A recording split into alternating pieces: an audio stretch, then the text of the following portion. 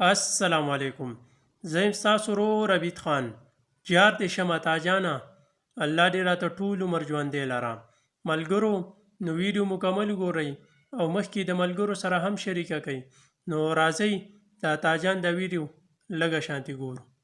روژه چې شروع شوې ده د هر کور نه زنګ راځي، د هر مسلمان زنګ راځي، د هر چا نه د مرستې تقاضا موږ نه کېږي.